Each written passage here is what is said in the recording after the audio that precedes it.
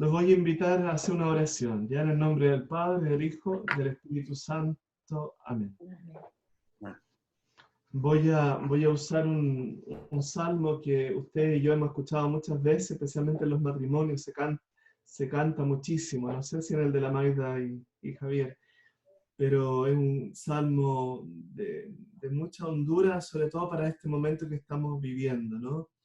El Salmo 91, que lo hemos recomendado mucho en este tiempo. Voy a tomar dos antífonas para dos estrofas que nos van a ayudar a entrar en el contexto de esta meditación. Tú que habitas al amparo del Altísimo, que vives a la sombra del Omnipotente, di al Señor, refugio mío, alcázar mío, Dios mío, confío en ti. Él te librará de la red del cazador, de la peste funesta. Te cubrirá con sus plumas. Bajo sus alas te refugiarás. Su verdad es escudo y armadura. No temerás el espanto nocturno, ni la flecha que vuela de día, ni la peste que se desliza en las tinieblas, ni la epidemia que devasta a mediodía. Caerán a tu izquierda 1000 y 10.000 a tu derecha. A ti no te alcanzará. Nada más mirar con tus ojos, verás la paga de los malvados, porque hiciste el Señor tu refugio, tomaste al Altísimo por defensa. Gloria al Padre, gloria al Hijo, gloria al Espíritu Santo. Bueno, sí, ahora y siempre por los siglos. Bienvenido, Cristian, y a todos los que se van incorporando. Bueno, nos disponemos entonces a entrar en esta meditación. Primero que nada, gracias a cada uno por estar ahí, por estar virtualmente en comunión esta mañana. La verdad es que va a ser mi primer retiro virtual, ¿no? Así que vamos a estrenar un nuevo método de comunicación y también de alguna manera de reflexión espiritual a través de este medio.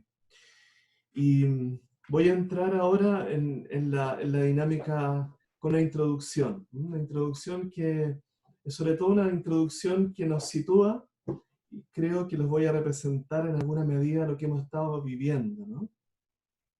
Y después voy a plantear el tema de la reflexión, que lo voy a dividir en varios momentos. Entro entonces en la introducción para este retiro. En realidad he querido responder con esta meditación de Viernes Santo a preguntas que rondan en nosotros hace semanas, a raíz de la explosión de la pandemia del coronavirus en casi todas las naciones de la Tierra y en nuestro propio país. La verdad es que hay una expresión que yo creo que nos identifica a todos esta mañana, ¿no? ¿Cómo nos ha cambiado la vida? ¿Cómo nos ha cambiado la vida? Después de un verano tranquilo para la mayoría de nosotros, a pesar de que sabíamos que se nos venía un año difícil por la situación del país y porque había surgido un virus peligroso en China, nadie hacía presagiar lo que nos esperaba. Incluso alcanzamos a comenzar el año durante las 2 primeras semanas de marzo con normalidad. Fue al entrar la tercera semana de marzo que todo cambió. Comenzaron las restricciones, la amenaza se hizo muy potente al ver lo que estaba pasando en China y en Europa, y casi no lo podíamos creer. Se suspendieron las clases, y algo inédito para nosotros como cristianos, la celebración de los sacramentos, en particular la Eucaristía, que en nuestro contexto católico parece sacado verdaderamente de una película de ciencia ficción. Ni las guerras, ni las revoluciones, ni los golpes, ni los terremotos, ni las inundaciones habían logrado detener la celebración diaria o al menos semanal de la Eucaristía Dominical y algunas manifestaciones religiosas tan propias de nuestra cultura todavía mayoritariamente católica. Se decreta la cuarentena para varias comunas de Santiago y del país. Los mayores de 80 años son obligados a permanecer en casa porque sus vidas corren literalmente peligro. El ministro de la Salud toma el control, se decreta toque de queda y lo que era impensable por el contexto de levantamiento social que vivimos hace unos meses, este se hace una dura realidad. Así las cosas, obligados al distanciamiento social, a no salir de nuestros hogares, salvo excepciones, aprender a trabajar a distancia, ocupar sistemas de comunicación en línea, experimentar el miedo por la amenaza a la propia vida y a nuestros seres más queridos. En una palabra, todo cambió. Nuestras programaciones, nuestras planificaciones, nuestros proyectos. ¿Y qué decir de la situación económica, que ya nos golpeaba desde octubre? Esta pandemia era el remate a una situación de por sí ya muy delicada para el país. Ni hablar de la cantidad de muertos y personas dañadas a lo largo y ancho del mundo. El dolor que esto está suscitando. Las cifras son impensables y aterradoras. Así me lo decía una amiga enfermera con la cual compartí algunos años en el Hospital San José, en Recoleta. Me decía, padre, nunca pensamos vivir algo semejante.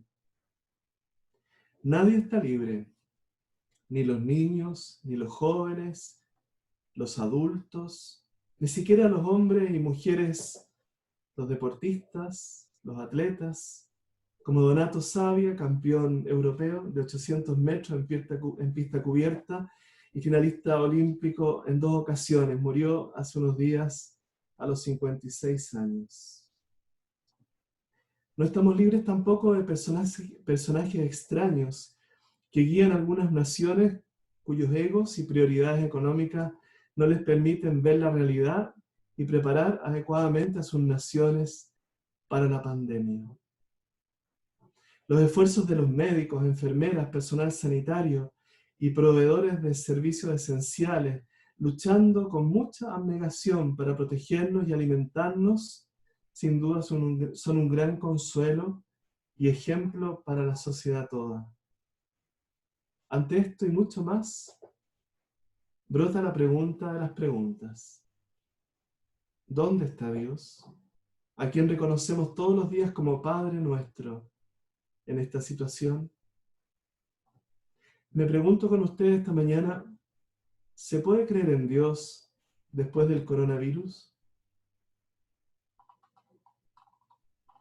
Quisiera entrar ahora dejando la introducción a esta meditación en el corazón, en el núcleo, en el desarrollo del mismo. Un primer punto. Es Viernes Santo. Nunca habíamos vivido una Semana Santa de una manera tan extraña. Y probablemente en el arco de nuestra vida no lo volveremos a experimentar.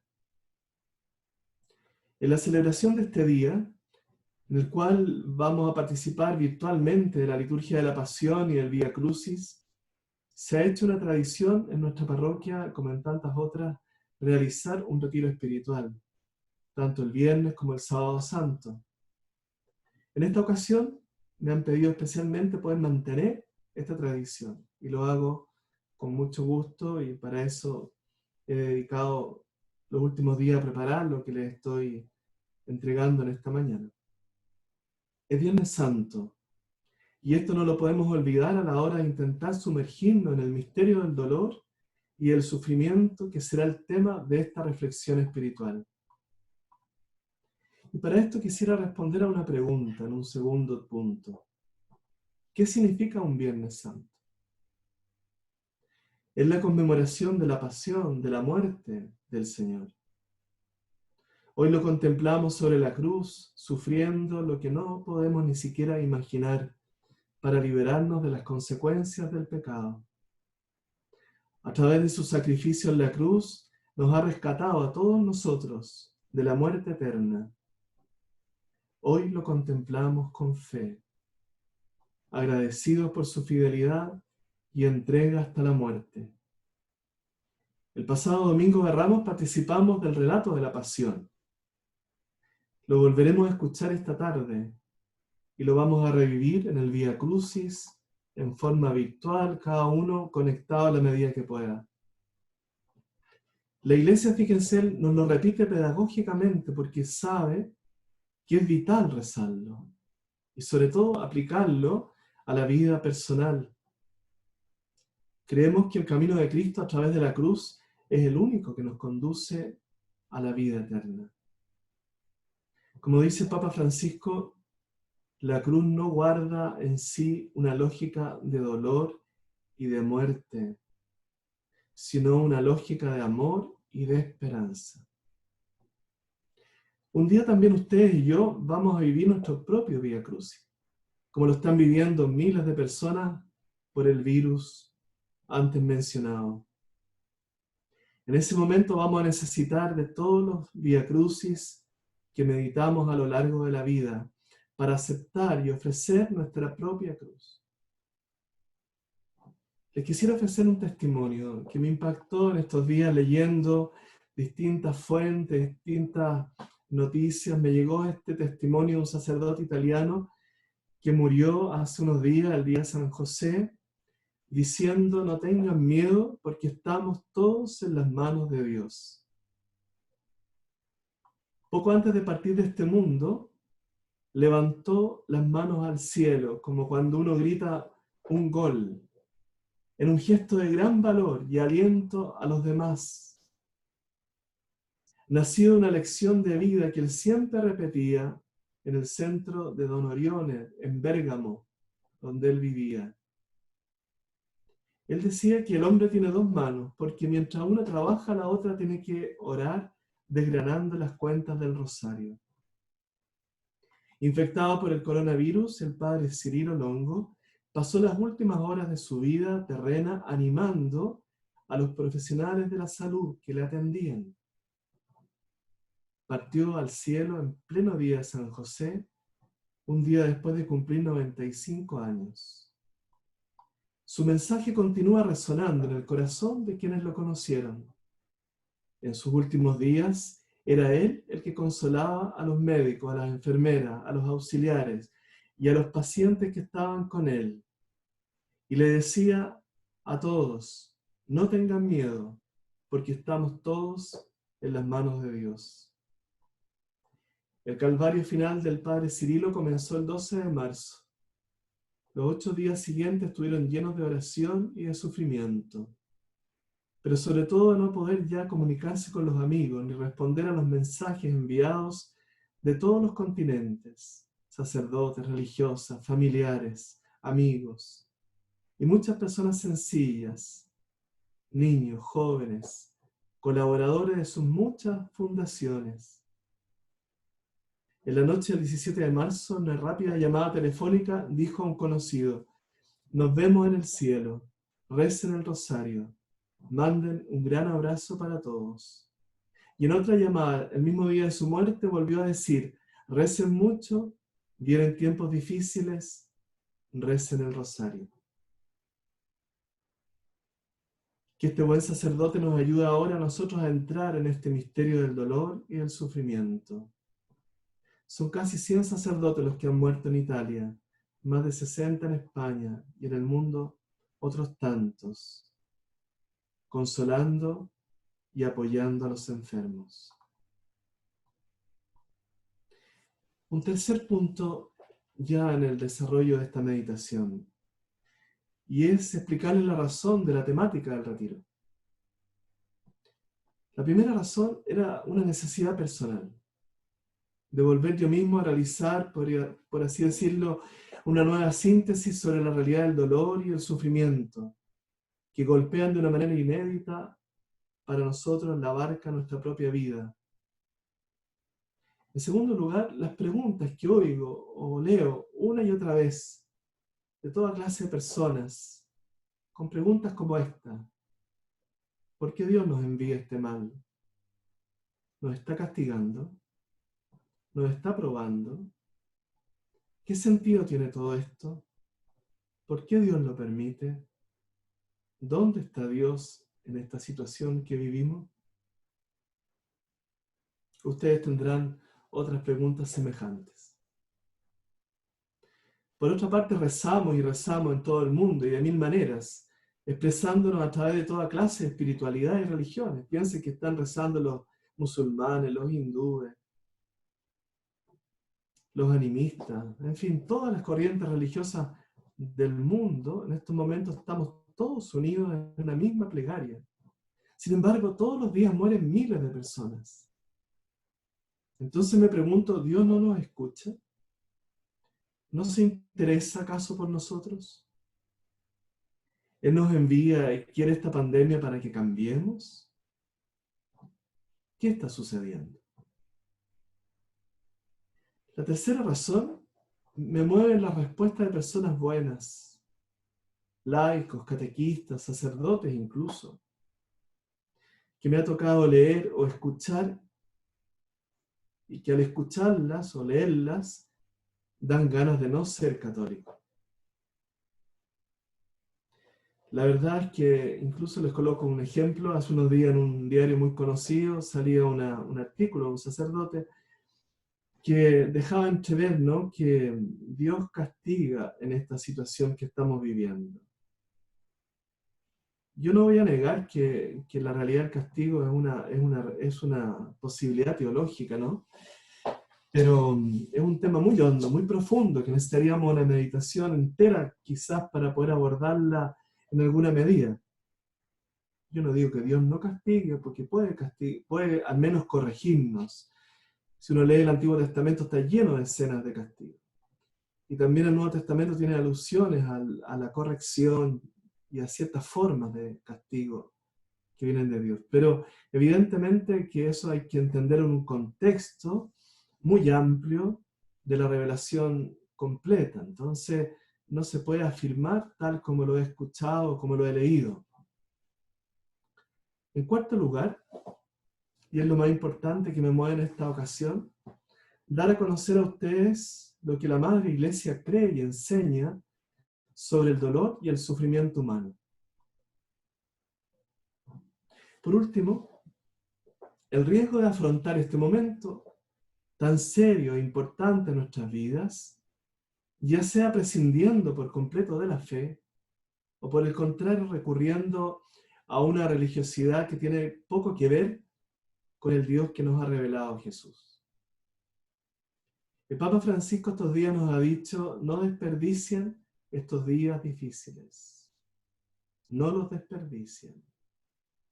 Es normal que cada uno de nosotros, como cada ciudadano responsable, siga las normas para evitar la propagación del contagio.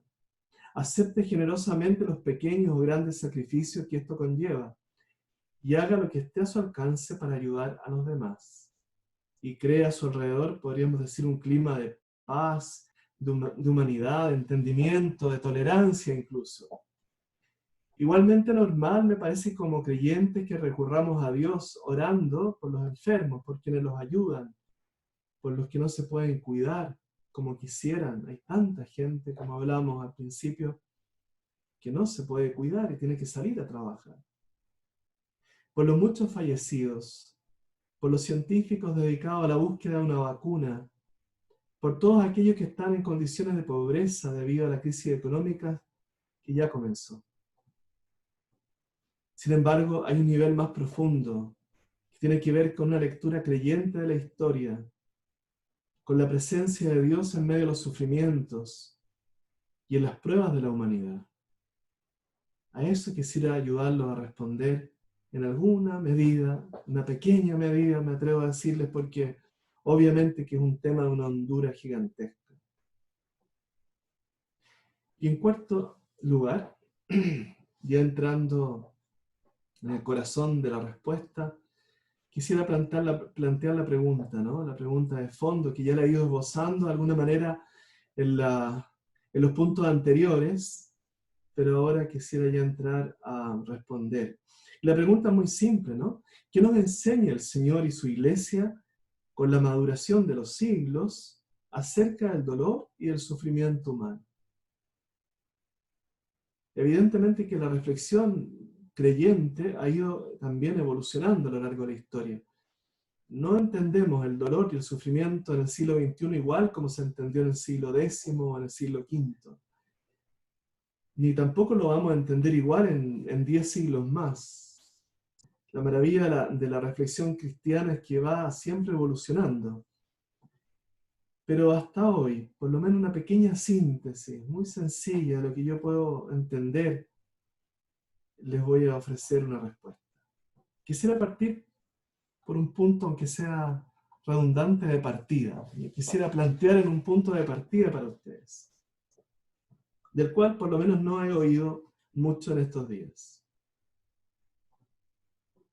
En primer lugar, lo que acontece, como yo lo entiendo por lo menos, es un fenómeno de la naturaleza, provocado por la libertad y la comprensión de la vida en una cultura determinada, en este caso la cultura china. Lo que acontece es un fenómeno, repito, de la naturaleza. Es el traspaso de una enfermedad animal de uno o muchos murciélagos a la especie humana. Alguien o muchas personas en la China comen murciélagos y se infectaron con un virus propio de esa especie animal y lo traspasaron a nuestra especie humana, que no tiene defensas para un virus de esa naturaleza. Ha ocurrido lo mismo con otras enfermedades, otros virus, como el ébola, como el VIH y otros cuantos. Este virus se propagó a una velocidad y forma desconocida, dañándonos o matándonos a lo largo y ancho del planeta. Lo mismo puede suceder con las debidas diferencias, con un accidente nuclear, con una guerra bacteriológica, con la caída de un meteorito, el cambio climático, un gran terremoto, tsunami, que dañen gravemente a la especie humana y a nuestro hábitat.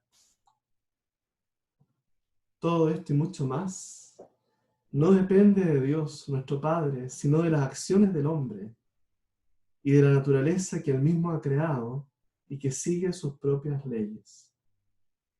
Por lo tanto, pienso que el Señor no va a detener el COVID-19, ni con todas las oraciones del mundo, salvo que lo quisiera hacer como una excepción que llamamos milagro. Y los milagros son muy pocos, muy pocos. Normalmente Dios deja actuar lo que Él mismo ha creado. El tema de fondo, desde una perspectiva religiosa, es cómo relacionamos este fenómeno de nuestra fe cristiana con nuestra vida. ¿Qué relación establecemos? ¿Cómo nos comportamos? ¿Qué acciones emprendemos? ¿Y por qué? ¿A qué nos mueve este fenómeno desde el punto de vista humano y cristiano? ¿Cómo integramos nuestra comprensión de la fe con este fenómeno de la naturaleza que nos cambió la vida tal vez para siempre? Doy un paso más, ya entrando en la respuesta a esta pregunta inicial. ¿Por qué sufrimos los seres humanos a la luz de la revelación cristiana? ¿Dónde está Dios en esta pandemia? Esta pregunta se responde a partir de una pregunta anterior, todavía mucho más relevante que la que acabo de formular, y sin la cual no hay respuesta posible para la primera. Y la pregunta es la siguiente: ¿qué es el hombre? ¿Qué es el ser humano? Muchas son las opiniones que el hombre se ha dado a sí mismo a lo largo de la historia. Son diversas, incluso algunas contradictorias, como las que derivan de la visión más bien antropocéntrica y otra que se llama una corriente más nihilista, ¿no? Las cuales tienen muchas expresiones a lo largo de la historia que ustedes podrán profundizar y ahondar en estos días en que estamos también con la posibilidad de leer más, de estudiar mejor. Así el hombre se exalta a sí mismo como regla absoluta, o bien se hunde a sí mismo en la desesperación. Son dos extremos, podríamos decir, de la mirada que el hombre tiene sobre su propia persona. Y la historia del hombre nos ofrece múltiples ejemplos de esas dos visiones. La Iglesia, por su parte, siente profundamente estas dificultades de tratar de iluminar al hombre para que pueda comprenderse realmente y entender quién es realmente. Ya por la revelación, esa corriente maravillosa de la cual nosotros bebemos, ¿no? Que son los contenidos de la fe, ella misma puede dar respuesta, más bien una respuesta coherente y fundamentada que explique la verdadera situación del hombre en este mundo. Y eso es muy importante, entender que nosotros tenemos una respuesta coherente, racional, inteligente ante esta situación que estamos viviendo. No estamos como desprotegidos, no estamos como por dioseros, por así decirlo, mendigando una respuesta. Tenemos una respuesta.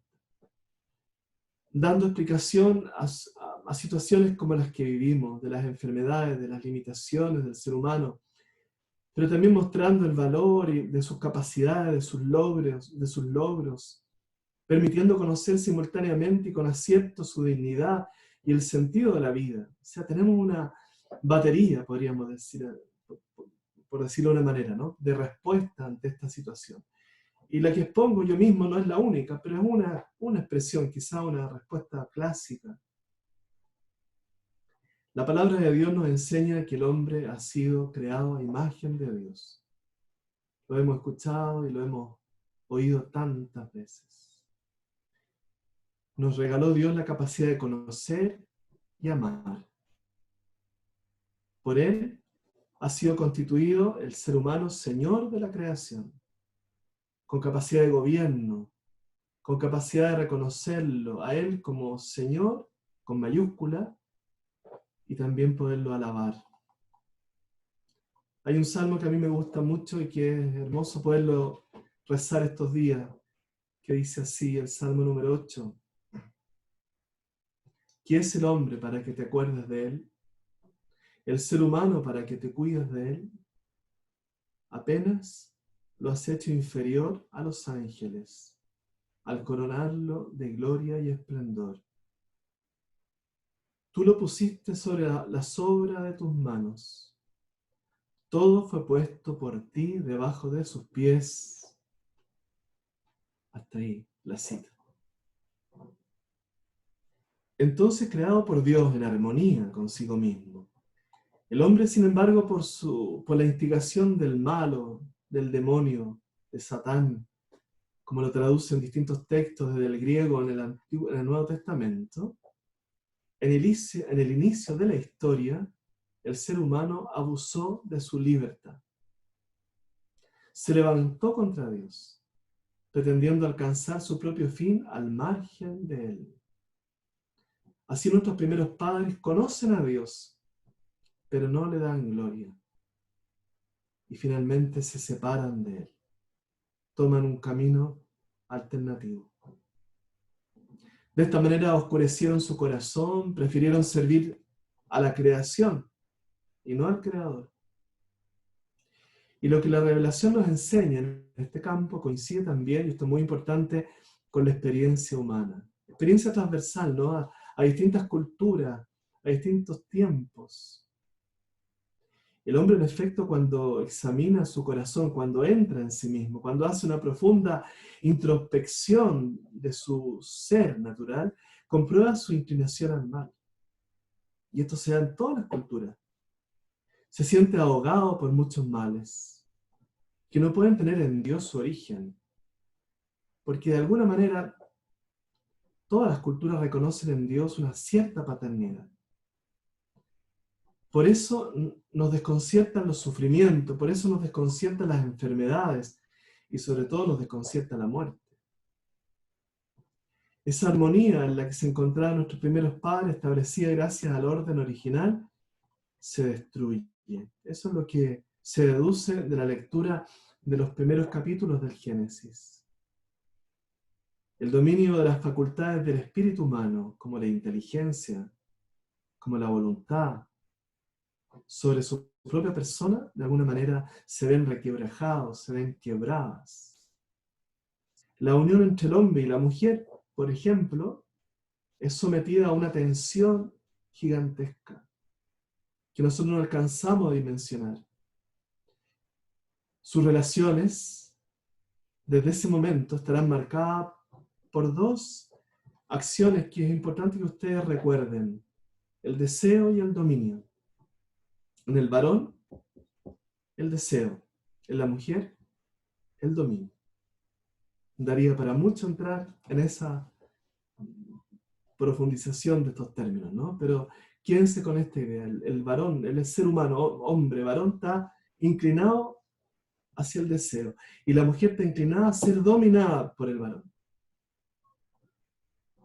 ¿No están ahí, me pregunta, el origen de las desigualdades y abusos entre los géneros que hemos padecido como especie humana desde los orígenes? El otro día leía a un especialista que dice que en un punto tan sensible, ¿no? Para que el hombre y la mujer lleguen a tener sueldos equiparados en el mundo, más o menos faltarían unos 200 años. O sea, de tal manera está herida esta relación hombre-mujer que les doy ese dato. La armonía con la creación entonces se rompe. Nuestra actual crisis ecológica, me pregunto, ¿no lo expresa tal vez como nunca? ¿No es el grito de la tierra herida? La creación visible entonces se hace para el hombre extraña, se hace hostil. Ella misma está herida por el pecado del hombre, y eso afecta al ser humano en cualquier tiempo y lugar. Pero no solo al hombre. San Pablo lo reconoce como una herida en la creación. El universo, dice él, está herido a partir de este gran pecado, el pecado de los orígenes. Así la relación con los animales, con el clima, con la vegetación, con los alimentos, todo queda alterado. Y la consecuencia más dura, explícitamente anunciada por el Padre Dios para el caso de la desobediencia, es que el hombre volverá al polvo del que fue formado. Lo recordamos todos los miércoles de ceniza y lo recordamos hace tan pocas semanas.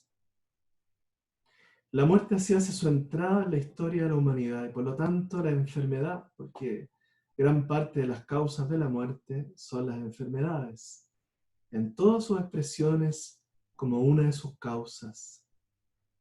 Desde este primer pecado, una verdadera invasión o contagio, como un virus maldito, inunda el mundo y cada ser humano a lo largo de la vida. Como el crimen cometido por Caín sobre Abel, su hermano, el primero de una infinitud de crímenes que se siguen repitiendo hasta el día de hoy, a lo largo de toda nuestra historia. Así la corrupción universal, manifestada en una variedad infinita también y recurrente según los tiempos y lugares, no deja de azotar a la humanidad. Basta ver las noticias, ¿no? Es esto lo que explica la división íntima del ser humano y de tantos males a los que todos estamos expuestos y que explican las caídas de grandes hombres, de grandes mujeres. Toda la vida humana, la individual y la colectiva, se presenta entonces como una lucha, y por cierto dramática, entre el bien y el mal, entre la luz y las tinieblas. A Juan Pablo II le gustaba mucho esta expresión, ¿no? Él que era un profundo conocedor de la antropología humana. Él decía que la vida humana era un drama. Es la historia del ser humano. Más todavía el hombre se nota incapaz de dominar con eficacia por sí mismo los ataques del mal, hasta tal punto de sentirse como atrapado entre cadenas y muchas veces superado.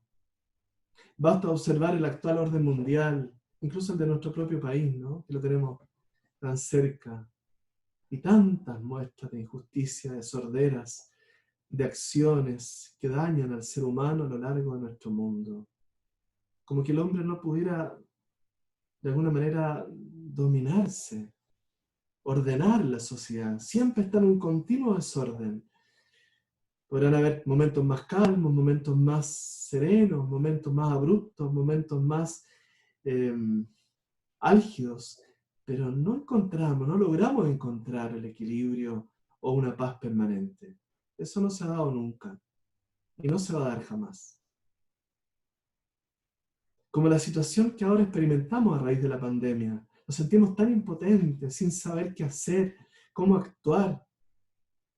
Incluso los científicos, incluso los hombres de ciencia, que parecían que tenían un cierto dominio, ¿no?, de la naturaleza, de las enfermedades, la misma medicina, la misma tecnología, parecía tener un cierto control. Y vemos como en estos días, en estas semanas, perdió todo control.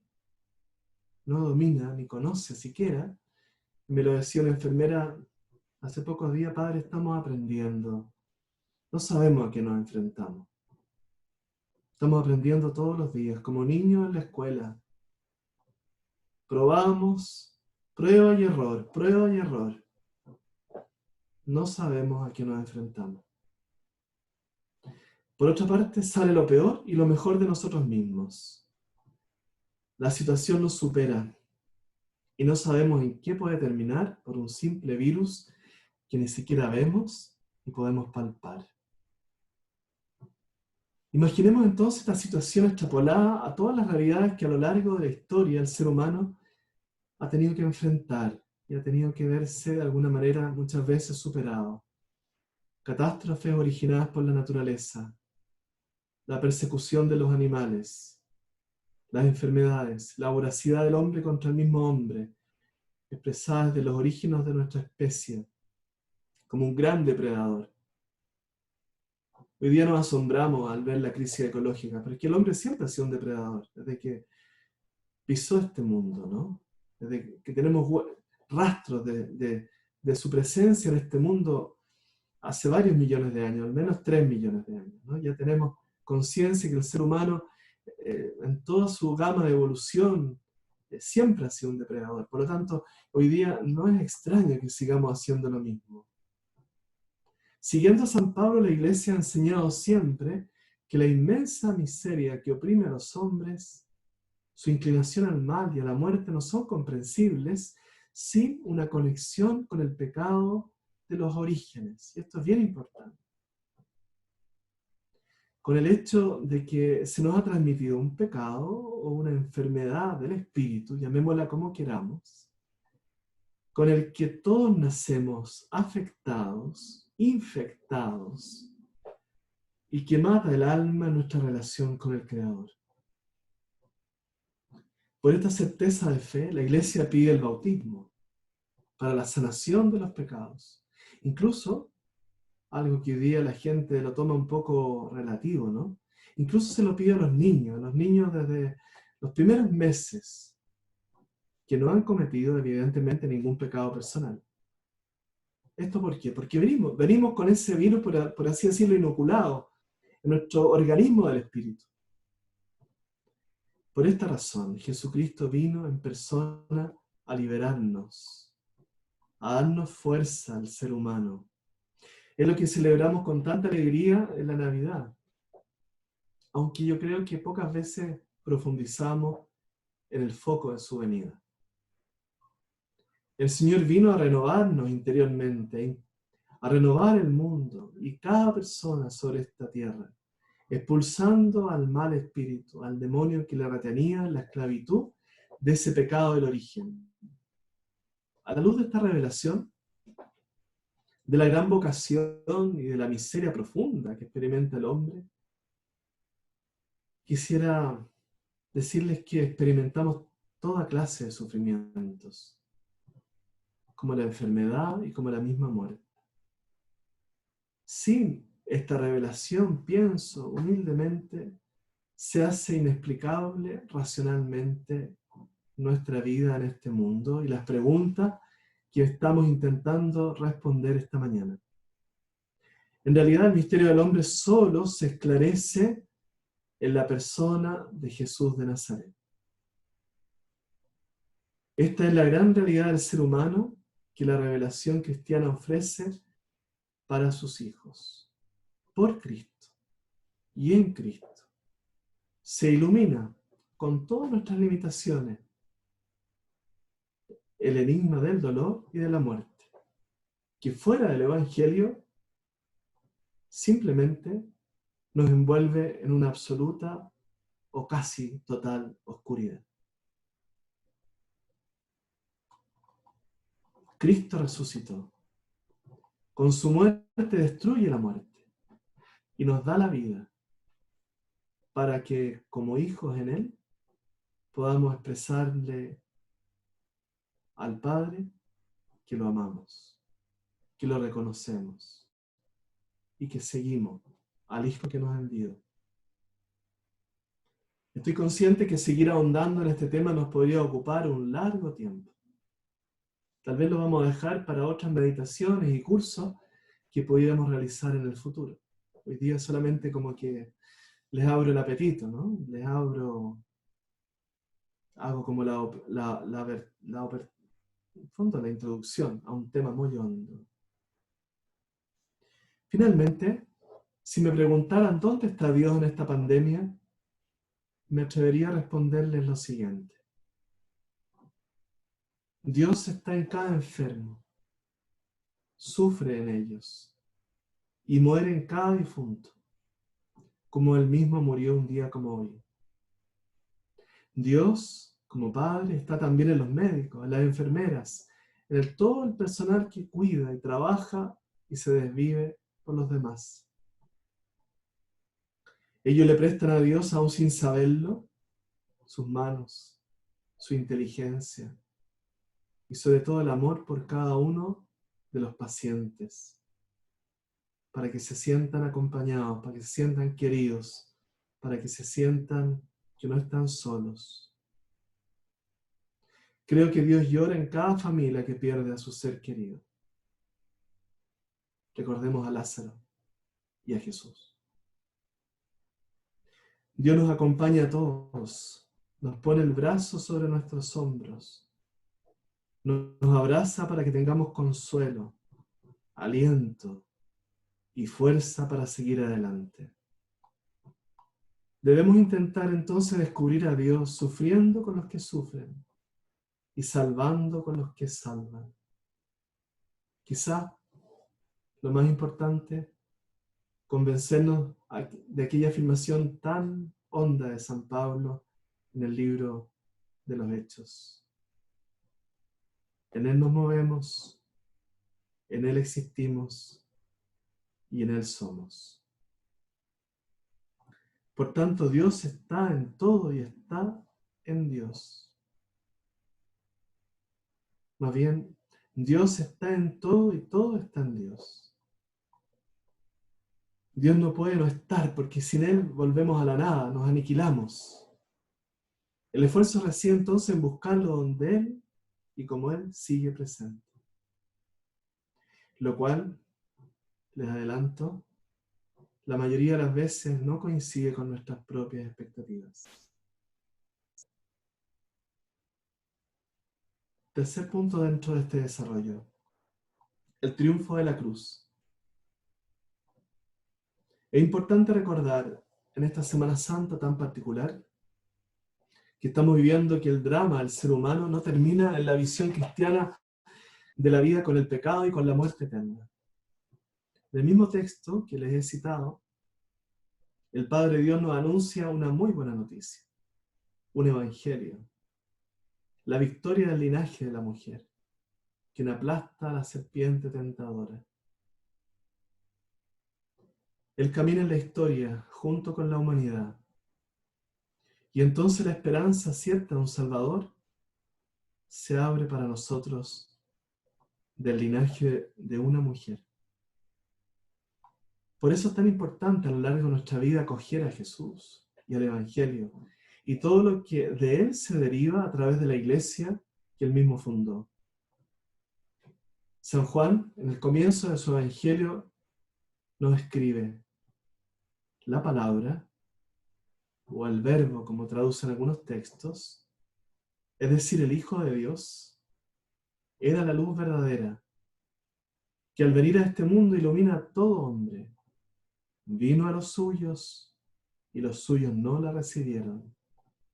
Pero a todos los que la recibieron, en este caso a ustedes, a mí, a los que crean en su nombre, les dio poder de llegar a ser hijos de Dios.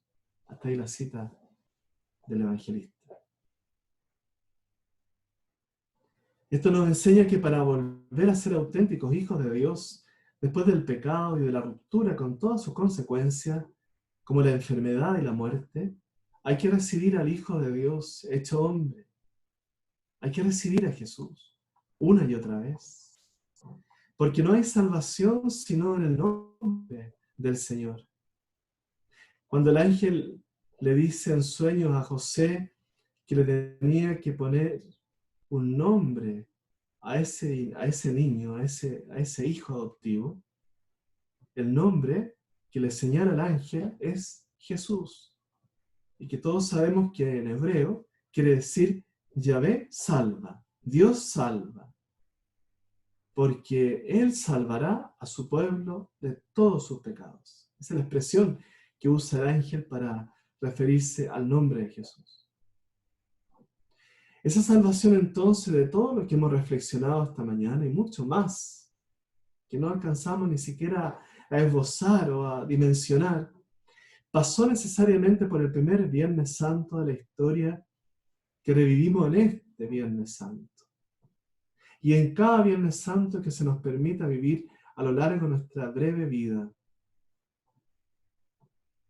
Es lo que vamos a participar virtualmente en la tarde, ¿no? En la liturgia de la cruz, que vamos a seguir a través de la televisión, a través de internet.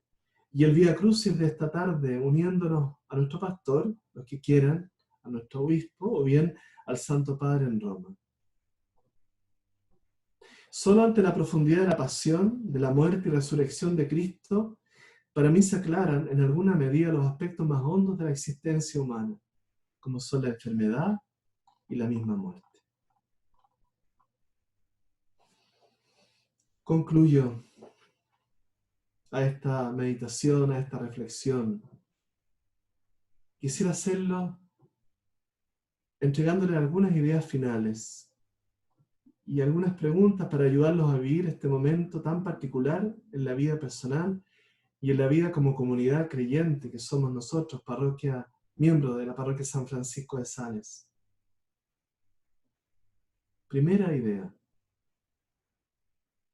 El riesgo, como les decía al comenzar esta reflexión, es que afrontemos este momento tan serio e importante, ya sea prescindiendo por completo de la fe.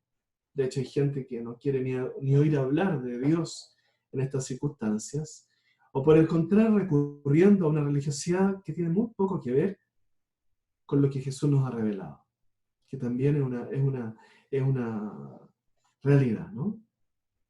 Les recordaba cómo el Papa Francisco nos ha advertido: estos días no desperdicien estos días difíciles. No desperdicien estos días difíciles. Podemos farrearnos esta oportunidad en la vida, única. Estoy seguro que por lo menos en mi contexto de vida probablemente es único. Y en una reciente entrevista, el Papa añadía lo siguiente: resérvense para mejores tiempos, porque en esos tiempos recordar esto que nos ha pasado nos va a ayudar. Cuídense para un futuro que va a venir. Y cuando llegue ese futuro, recuerden lo que ha pasado. Esto nos hará bien. Cuiden el ahora, pero para el mañana. Creo que es muy perspicaz, muy inteligente decir esto.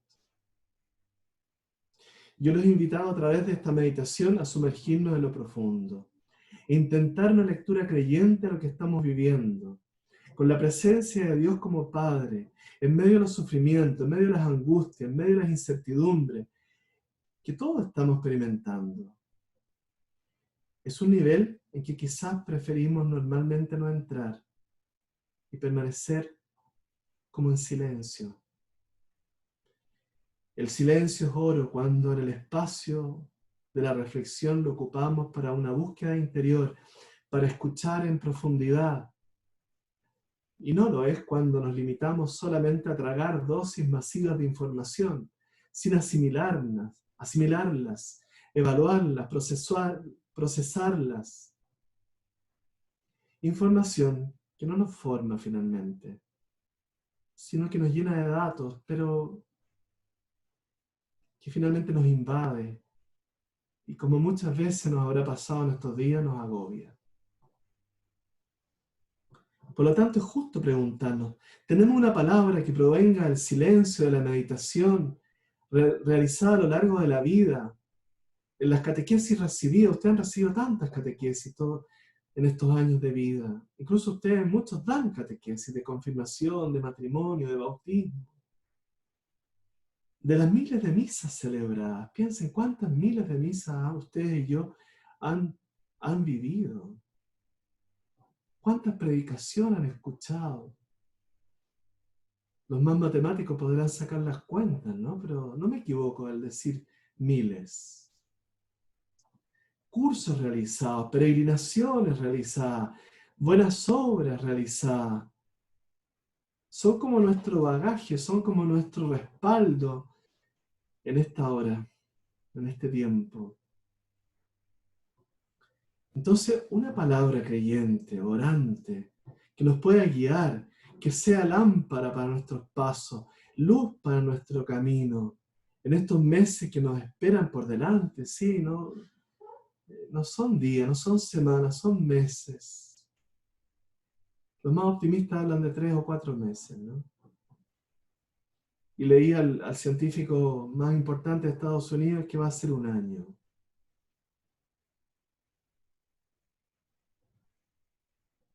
Un año hasta que no nos deshagamos de esta peste, ¿no? Totalmente, hermano. No podemos permanecer tranquilos cuando nos falta esa luz. Y es nuestro deber caminar primero para no tropezar nosotros mismos.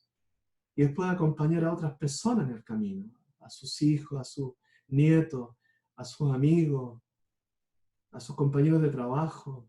Tenemos que ser capaces de dar una respuesta. Si nos preocupamos solo por la emergencia sanitaria y la consecuente crisis económica, como dice Mateo, recogiendo de labios de Jesús, ¿qué estamos haciendo de extraordinario? ¿No hacen eso también los que no creen? A nosotros se nos pide más. A nosotros se nos pide buscar, gimiendo, como dirá ese gran filósofo que yo admiro tanto, Pascal.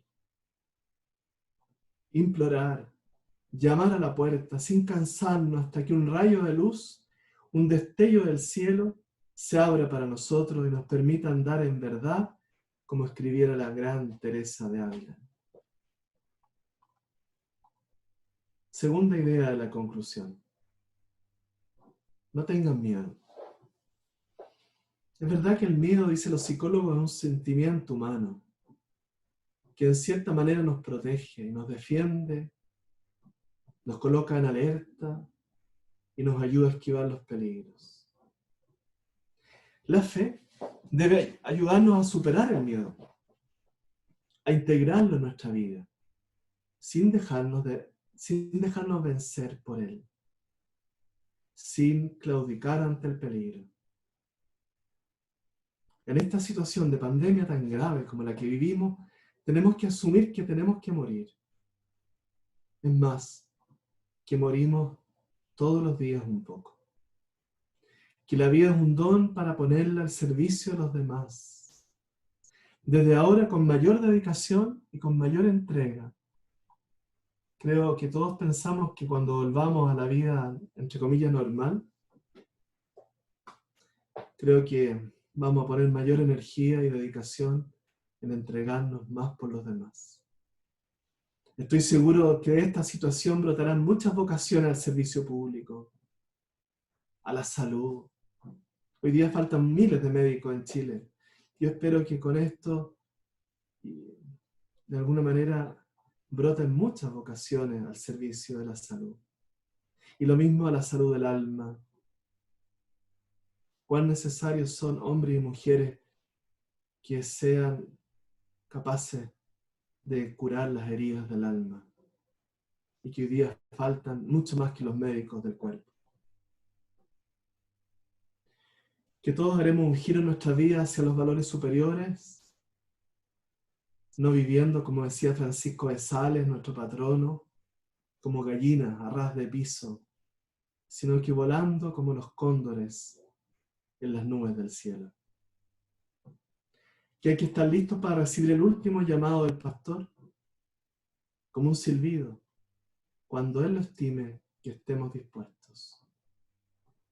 Pienso que no se asume la muerte si no se acepta primero la contingencia y que somos finitos.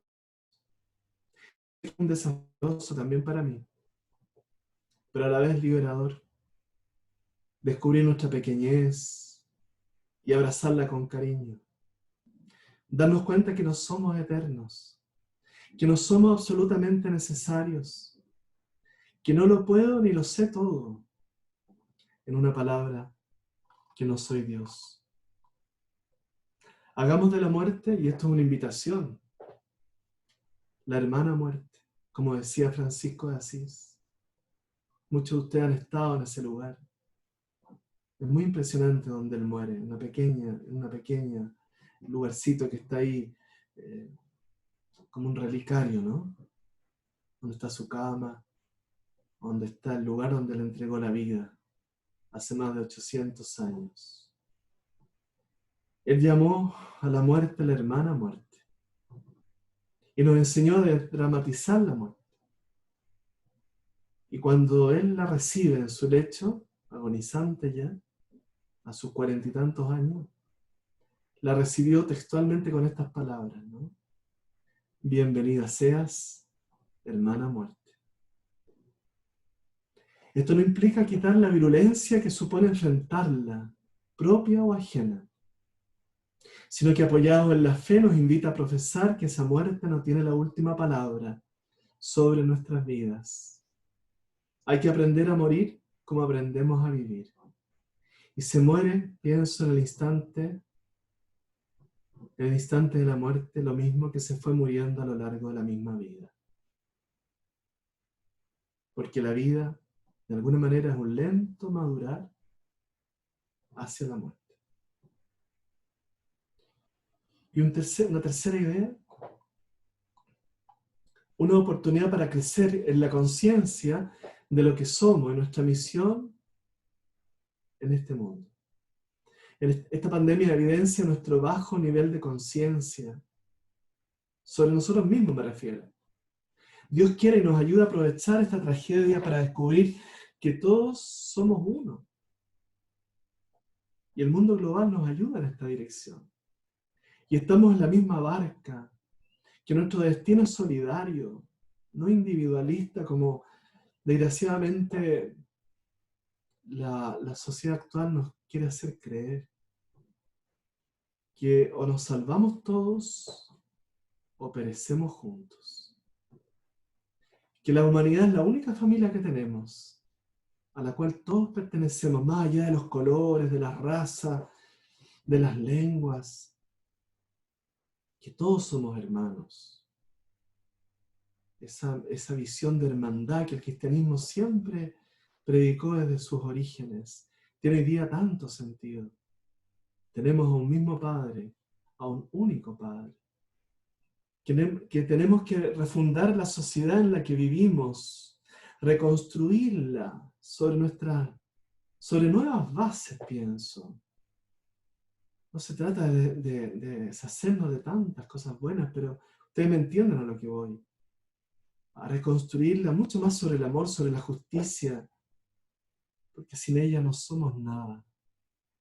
Que el mundo es la casa común, la casa de Dios, por lo tanto la tenemos que cuidar entre todos. Esta emergencia tremenda que estamos viviendo en torno al cambio climático que nosotros mismos estamos provocando, por lo menos en gran medida.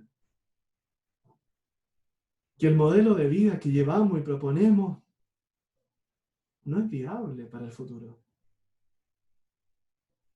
Por lo menos tal cual lo estamos llevando, pienso que necesita una profunda revisión. No podemos pretender un crecimiento permanente, podríamos decir infinito, que era la pretensión de los hombres de la Torre de Babel. Hay que empezar a buscar la felicidad de una manera más sencilla, más austera, más solidaria, en la que vayamos más lento, pero más juntos, para que nadie se quede atrás. Hay un famoso sacerdote italiano, un pedagogo que me tocó conocer en algún momento de la vida, que se llama Don Miliani, y que enseñaba que nadie aprende a restar hasta que el último sepa sumar. Es un principio pedagógico que él elabora y que él profundiza, ¿no?, en su tiempo, en los albores del siglo XX, y que tiene mucho éxito. Entonces podemos decir que este mundo, que debemos crear o recrear cada uno en el momento de la vida que lo toma, ¿no? Los más mayores con su experiencia, los que tenemos quizás en este momento de la vida un mayor liderazgo, o los que están comenzando. Nadie debiera cenar hasta que todos hayan comido por lo menos una vez al día. Que nadie coma. Eso es lo que quiero decir. Hasta que al menos, me refiero a las comidas normales, ¿no?, que tenemos en el día, 3 o 4. Hasta que los hombres de todo el mundo por lo menos coman una vez al día. Ustedes saben que hay personas que no comen todos los días, o es una ingesta mínima, ¿no? Que ningún país debiera estar en los $30.000 per cápita, mientras otros llegan escasamente a 1.000. Que nadie se escandalice si el Papa Francisco, hablando del sistema económico vigente, afirma que es un sistema que en alguna medida mata. A veces no entendemos esas expresiones del Papa, o las colamos, o pensamos que entendimos mal. Textualmente él dice lo siguiente, y cito entre comillas: el modelo que llevamos ofrece excelentes resultados para unos pocos, al precio de dejar en la cuneta a una mayoría, y de hipotecar el planeta para las generaciones futuras. Cierre comillas. Yo sé que es un texto muy fuerte, y que nos cuestiona y que nos complica. Hay que revisar el modelo, rescatando lo positivo, evidentemente, pero hay mucho que corregir. Así lo conversaba con un gran empresario hace unos días, desconcertado por lo que estamos viviendo desde hace meses. Tengo esperanza de que esta realidad que estamos viviendo saldremos mejores personas, mejores familias, una mejor sociedad, un mejor Chile, una mejor parroquia, una mejor iglesia. Ojalá sepamos leer los acontecimientos presentes como un signo de los tiempos, un concepto acuñado por el Concilio Vaticano II que es muy importante profundizar estos días, que nos invitan a repensar nuestro modo de relacionarnos entre nosotros, con la naturaleza y con Dios mismo. Porque el hombre no es solo un Homo sapiens que pregunta, sino también que es interrogado. Tiene la capacidad potencial al menos de dejarse interpelar. Pero también es verdad, como dice el refrán, que el hombre es el único animal que tropieza 2 veces en la misma piedra, y 3, y 4, y 1.000.